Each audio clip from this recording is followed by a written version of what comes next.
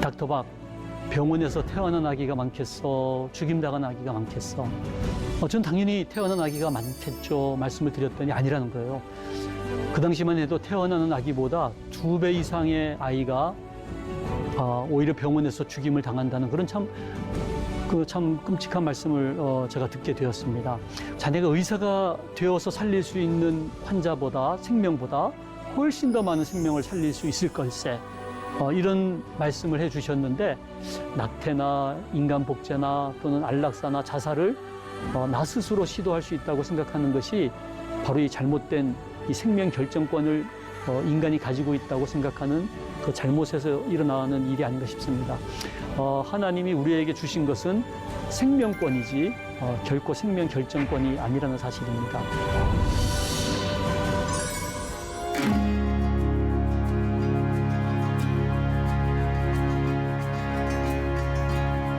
반갑습니다.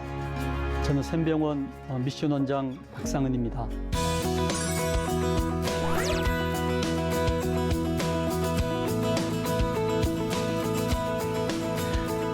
이 시간은 웰 리빙, 생명 살려야 한다라는 제목으로 말씀을 드리려고 합니다. 저희 아버지 어머니 잠깐 소개를 해 드리는데요. 두 분이 만나시더니 7남매를 낳으셨어요. 근데 그 7남매가 또 어느 날 짝을 데리고 오더니 50년도 채 안 되어서 40명 이상의 대가족으로 늘어나더라고요. 저는 이것이 생명의 신비가 아닌가, 정말 풍성하게 하는 어떤 하나님의 은총이 아닌가 생각을 합니다. 제가 대학은 서울에서 나왔습니다마는 장기려 박사님 계시는 곳에서 수련을 받고 싶어서 부산을 내려갔더랬습니다. 그 인턴 시절에 제가 봤던 응급실 환자가 기억이 납니다. 23살짜리 환자인데 조산원에서 소파 수술을 받다가 6개월짜리 된 아기가 뭐 이렇게 크냐 그러면서 아마 계속 이렇게 긁어댔나 봅니다. 자궁을 뚫고 창자를 일부 긁어내면서 출혈로 인해서 뱃속이 그냥 피로 가득 차 있었던 환자여서 혈압도 안 잡히고 맥박도 안 잡히는 쇼크 상태로 온 겁니다. 결국은 자궁을 드러내고 창자도 일부 수술을 하고 배 앞쪽에 인공항문을 만들어서 평생 그쪽으로 참 변을 봐야 되는 안타까운 그런 케이스였는데, 제가 장기려 박사님을 찾아가서 그런 환자를 봤다고 말씀을 드렸더니 장기려 박사님께서 그런 말씀 하시는 거예요. 닥터박, 병원에서 태어난 아기가 많겠어? 죽임당한 아기가 많겠어? 전 당연히 태어난 아기가 많겠죠. 말씀을 드렸더니 아니라는 거예요. 그 당시만 해도 태어나는 아기보다 2배 이상의 아이가 오히려 병원에서 죽임을 당한다는 그런 참 끔찍한 말씀을 제가 듣게 되었습니다. 그러면서 닥터박, 자네가 이것만 막아낼 수 있다면 자네가 의사가 되어서 살릴 수 있는 환자보다, 생명보다 훨씬 더 많은 생명을 살릴 수 있을 걸세. 이런 말씀을 해주셨는데, 제가 그걸 깊이 마음속에 새기고 있다가 제가 고신의대 교수를 내려놓고 미국에서 생명윤리를 공부하고 돌아오게 되었더랬습니다. 그 이후에 장기려 박사님을 기념하는 성산 생명윤리 연구소를 만들게 되었고요. 정부의 부름을 받아서 대통령 직속 국가생명윤리위원장을 맡게 되기도 했더랬습니다. 대통령 직속 국가생명윤리위원회에서는 생명의 존엄성을 우리 국민들에게 알리기 위해서 생명 존중 선언문을 발표를 했는데요.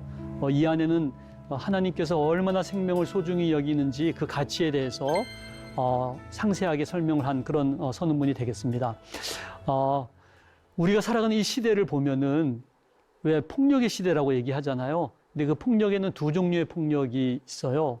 첫 번째 폭력은 누구나 보면 단번에 알 수 있는 그런 거시적인 폭력입니다만은, 두 번째 폭력은 들리지도 않고 보이지도 않고 인지할 수도 없지만 분명히 우리 주위에 존재하는 그런 미시적인 폭력, 또는 저는 이걸 현미경적인 폭력이라고 부르고 싶습니다.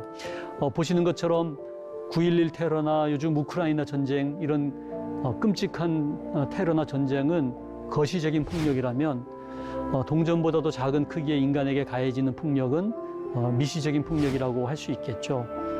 정말 낙태라고 하는 거 다 이렇게 끄집어내 보면은 이것이 한 생명이었구나 하는 것을 뒤늦게 알게 되는 참 그런 끔찍한 행위가 아닌가 생각을 해보면서 정말 뱃속에 있는 생명부터 또 임종을 맞이하는 그 순간까지 자궁에서 무덤까지 저는 인간의 생명은 참 존중받아야 될 것이 아닌가 생각을 해봅니다.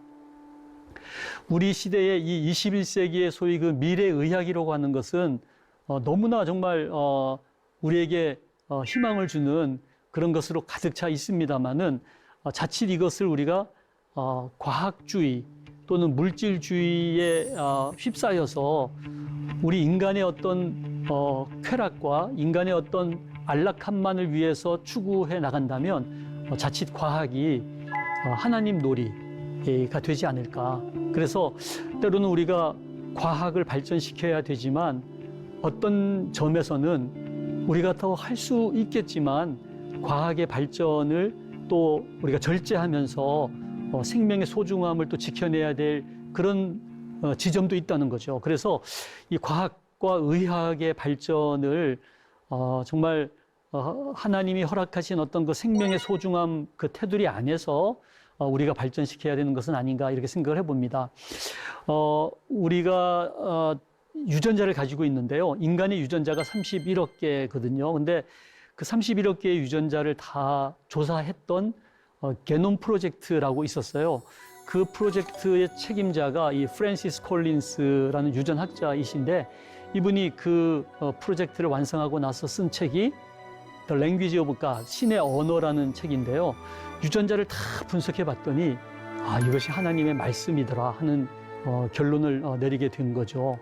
그런데 이 유전자를 이제는 인간이 편집할 수 있는 시대가 됐습니다. 이 크리스퍼 유전자 가위 기술이 우리나라가 세계 2위 기술을 가지고 있죠.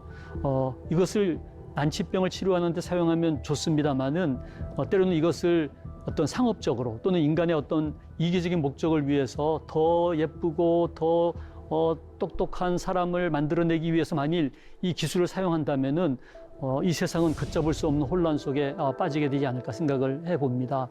예를 들면 이렇게 식물 또 동물들을 유전자 변형을 하게 될 때 처음에는 좋은 것 같지만 이 질서가 창조의 질서가 깨뜨려지고 이 환경에 어떤 변화가 오면서 어려움을 오히려 겪을 수도 있겠다 이런 생각을 해봅니다. 그래서 소의 난자와 인간의 핵을 합쳐가지고 소위 그 이종인간 배아 복제가 요즘 이루어지고 있는데 이런 것들이 때로는 그 종의 경계를 허물면서 예기치 않는 어떤 키메라, 동물도 아니고 인간도 아닌 그런 제3의 어떤 존재가 태어날 수도 있는 그런 위협이 될 수도 있다는 거죠. 그래서 우리가 참 좋은 목적으로 할 수 있지만 때로는 그것을 정말 이 생명 윤리의 울타리 안에서 과학을 발전시켜야 되지 않을까 이런 생각을 해봅니다. 인간 복제가 이런 라일리언들에 의해서 지금 시도가 되고 있고요. 또 여러분들 보셨던 영화 중에서도 이런 인간 복제 공장을 차려놓고서 수많은 인간들을 복제해서 장기를 적출하는 그런 끔찍한 영화가 실은 이제 현실이 될 수 있는 시대가 되었습니다. 얼마 전에 우리나라에서 모 배우가 결혼하지 않고도 이제 아이를 출산한 그런 경우가 있었는데요. 결국은 정자를 구해다가 이제 아기를 만드는 그런 결과인 거죠. 그러다 보니까 이제 우리나라에서 맞춤형 아기에 대한 이제 관심이 생겨났습니다. 그래서 디자이너 베이비라 그래서 이제 원하는 정자, 원하는 난자를 이제 돈을 주고 구하겠다는 그런 어떤 상업 기관들이 생겨나게 되면서 어떤 정자 은행에서는 스카이 대학의 또 키가 180cm고 또 나이가 20대인 경우에는 그 정자 가격이 1,200만 원인데 반해서 서울 소재대학의 또 30세에 또 키가 170cm 정도 되면은 정자 가격이 300만 원 이하로 떨어지는 참 이런 참 상업적인 그런 정자은행, 난자은행들이 생겨나면서 결혼하지 않고 자기가 원하는 아기를 가지고 싶어하는 사람들에게는 또 이런 어떤 유혹이 있지 않나 하는 생각이 듭니다.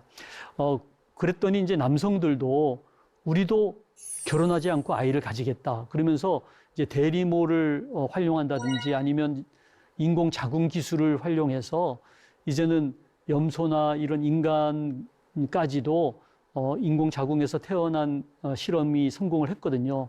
그래서 머지않아 이제는 남성들도 결혼하지 않고서 난자를 구해다가 자기가 원하는 타입의 어떤 아이를 가지겠다는 그런 인간의 욕심이 상업적으로 이렇게 활용이 된다면은 과연 이 세상이 바람직한 방향으로 나아가는 것인가, 거기에 대한 의문을 가지게 됩니다. 제가 정인이 묘에 가서 참 아동학대로 죽은 참 정인이에 대해서 한번 생각을 한 시간을 가진 적이 있습니다. 얼마 전에 이 가방 속의 아이 사건 아시죠? 이 트렁크 안에 만 7살 난 아이를 집어넣고서 그 위에서 발로 밟고 또 구멍으로 헤어 드라이어로 참 뜨거운 공기를 집어넣어서 결국은 7시간 만에 참 목숨을 잃은 참 안타까운 사건이 생겨났었는데 제가 한번 그림을 그려봤어요. 참 트렁크 안에 아이와 자궁 속의 아이를 이렇게 보니까 어쩌면은 비슷한 모습으로 참 누워 있었겠구나 하는 생각이 들더라고요. 자궁 속에서 죽임을 당하는 낙태당한 아이의 모습과 가방 속에서 죽임을 당한 아이의 모습이 너무나 비슷하다는 생각을 하게 됐는데 알고 봤더니 이 낙태하고 영아 살해 아동 학대가 아주 그 긴밀한 연관성이 있다는 사실이 Journal of Psychiatry죠. 이게 정신의학 잡지인데요. 여기에서 이 낙태와 아동 학대가 아주 긴밀한 연관이 있다는 그런 사실이 논문으로 발표된 적도 있습니다. 또 얼마 전에 제왕절개 낙태술로 태어난 아기가 원래 양동이에 방치를 해두면서 결국은 이제 죽게 내버려 둠으로써 그것을 제왕절개 낙태술이라고 소위 부르고 있는데 엄밀한 의미에서 이것은 이제 영아 살해에 해당이 되지 않습니까? 근데 그냥 그대로 방치를 한 그 아이의 울음소리가 얼마간 계속 지속이 된 거예요. 제가 알고 있는 간호조무사가 저희 병원에 오게 되어서 왜 우리 병원을 왔냐고 했더니 그 전에 산부인과 병원에 근무할 때 퇴근 시간만 되면은 고양이 울음소리가 들린다는 거예요. 그래서 그 고양이 울음소리를 찾아가 봤더니 그 적출물 처리장에 제왕절개 낙태술로 태어난 아기가 아직도 죽지 않고 양동이에서 울음소리를 내고 있었다는 거예요. 제가 그래서 어떻게 그런 일이 어디 있겠냐 그때는 그렇게 생각을 했었는데 막상 이 사건을 보니까 정말 이렇게도 죽임을 당하는 아이가 있구나 하는 참 안타까움이 들었는데 더 안타까운 것은 이런 참 제왕절개 낙태술로 34주 된 태아를 낙태했음에도 불구하고 이 의사는 낙태를 벌할 수 있는 법이 우리나라가 지금 존재하지 않기 때문에 낙태에 관해서는 그 어떤 처벌도 받지 않았다는 사실이 참 너무 안타까운 현실인 것 같습니다. 많은 동물들이 새끼 사랑은 본능임에도 불구하고 하나님이 만드신 피조물 중에 유독 인간만이 낙태를 한다는 거죠. 자기 새끼를 스스로 이렇게 죽이는 행위를 하는 생명체가 인간밖에 없다는 사실이 얼마나 참 만물의 영장인 인간으로서 좀 안타깝고 부끄럽기도 한 사실이 아닌가 생각을 해봅니다.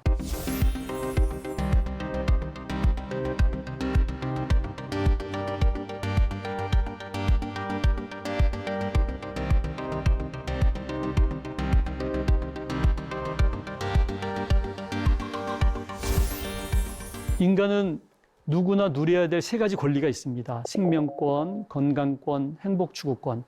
이 세 가지 권리는 늘 우리가 누려야 되지만 이 권리가 서로 충돌할 때 어느 권리가 우선할 것인가? 그럴 때는 당연히 이 생명권이 우선해야 된다는 겁니다. 그래서 내가 승진할 수 있는 권리가 왜 없겠습니까마는 뱃속에 있는 태아의 생명권하고 충돌할 때에는 그 생명권을 우선해야 되는 것이 아닌가 이렇게 생각을 합니다. 그리고 우리가 또 혼동하고 있는 것은 생명권과 생명 결정권을 구분하지 못하는 거예요. 생명권은 우리가 생명이 있는 동안에, 심장이 뛰는 동안, 숨을 쉬는 동안 마음껏 우리가 이 생명을 누릴 수 있는 권리가 생명권이라면은, 생명 결정권은 생명의 시작과 마지막을 내가 결정할 수 있다고 생각하면서 낙태나 인간 복제나 또는 안락사나 자살을 나 스스로 시도할 수 있다고 생각하는 것이 바로 이 잘못된 이 생명 결정권을 인간이 가지고 있다고 생각하는 그 잘못에서 일어나는 일이 아닌가 싶습니다. 하나님이 우리에게 주신 것은 생명권이지 결코 생명 결정권이 아니라는 사실입니다. 제가 헌법을 공부하면서 깨달은 것은, 헌법에는 참 귀한 가치를, 지켜야 될 가치들을 잘 기록을 해 두었는데요. 저는 우리가 지켜야 할 헌법적 생명윤리적인 가치는 낙태가 아니라 생명, 비혼이 아니라 결혼, 혼자가 아니라 가정, 소유가 아니라 사랑, 그리고 혼란이 아니라 질서라고 생각을 합니다. 여러분들 혹시 그 예수님께서 언제 이 땅에 오셨다고 생각하시나요? 아마 당연히 크리스마스를 떠오르실 텐데, 실은 크리스마스 날은 예수님께서 분만되신 날이죠. 예수님이 이 땅에 오신 날은 그로부터 9개월 전에 하늘나라 보좌를 버리시고 마리아의 깜깜한 그 자궁 속에, 태중에 작은 인간 배아의 모습으로 이 땅에 오셨습니다. 왜 하나님께서 이 땅에 오실 때에 그 연약한 인간 배아의 모습으로 9개월의 기나긴 세월을 깜깜한 자궁 속에서 보내셨을까요? 그것은 가장 작은 인간 배아, 그 연약한 인간 배아가 얼마나 소중한 존재인지 우리 예수님께서 스스로 극명하게 보여주신 것이 아닌가 생각을 해봅니다. 그 성경을 봤더니요, 마리아가 이제 주의 계집종이오니 주의 말씀대로 내게 이루어지이다 그러면서 예수님을 잉태한 이후에 세례 요한의 어머니인 엘리사벳에게로 뛰어갑니다. 그때 이 엘리사벳은 뱃속에 6개월 된 세례 요한을 잉태하고 있었죠. 그랬을 때 이 뱃속에 있었던 세례 요한이 그 인간 배아의 모습으로 오신 예수님을 만나자 너무너무 기쁨으로 뛰놀았다는 그런 의사 누가의 기록이 있고요. 엘리사벳도 마리아를 향해서 내 주의 모친이 내게 나오미 어찌민고, 그래서 그 뱃속에 있는 예수님, 그 아주 작은 인간 배아인 예수님을 나의 주님이라고 그렇게 묘사를 하고 있습니다. 그래서 제가 의과대학에서 배운 이론을 가지고 12월 25일부터 계산을 해봤더니요, 4월 1일이 예수님이 이 땅에 성육신하신 날이더라고요. 그래서 4월 1일을 생명의 날로 정하고 4월 첫째 주일을 생명주일로 정하자는 그런 캠페인을 한 20년 전부터 벌려오고 있는데요. 제가 20년 전에 분당 샘물교회에서 첫 생명주일을 지킨 사진이고요. 오른쪽 아래는 작년에 온누리교회에서 생명주일을 지킨 그런 사진인데요. 이제 꽤 많은 교회들이 4월 첫째 주일을 생명주일로 지키고 있는 것이 너무나 감사한 일입니다. 이날만큼은 예수님이 이 땅에 오신 날을 기념하면서 생명의 날로 걷기 대회도 하고 또 헌혈하는 운동을 하면서 참 뜻있게 이 생명 주간을 보내게 되는 것이 너무나 감사한 것 같습니다. 제가 일을 하고 있는 행동하는 프로라이프는 태아가 살면 대한민국이 살고 태아가 죽으면 대한민국도 죽는다, 이런 캐치프레이즈를 가지고 일을 하고 있습니다. 실은 이 방송을 듣는 여러분 또 저와 우리 모두가 태아였다는 거죠. 이 태아의 시절을 보내지 않고 태어난 사람은 아무도 없거든요. 우리가 그랬듯이 이 태아의 과정이 얼마나 소중한지 여러분들 기억하시면서 생명을 지켜내는 일에 함께하면 좋을 것 같습니다. 함께 우리가 기도하는 캠페인도 가지고 있고요. 저는 이 한자로 생명이라는 말의 그 의미가 너무나 저는 깊은 것 같아요. 생을 명하노라. 생명은 하나님께서 살리라고 우리에게 명령하신 생명체라는 거죠. 그래서 그 쉰들러 리스트 영화에 보면은 자기 양복을 팔아서라도 시계를 팔아서라도 한 명의 유태인이라도 그 가스실에서 살려내기 위해서 애를 쓴 그 신들러라는 사람에 대한 영화인데요. 정말 우리가 이 한 생명을 더 구할 수만 있다면 정말 그 무엇을 우리가 희생해서라도 한 생명 한 생명을 살려내야 되지 않을까 생각을 해봅니다.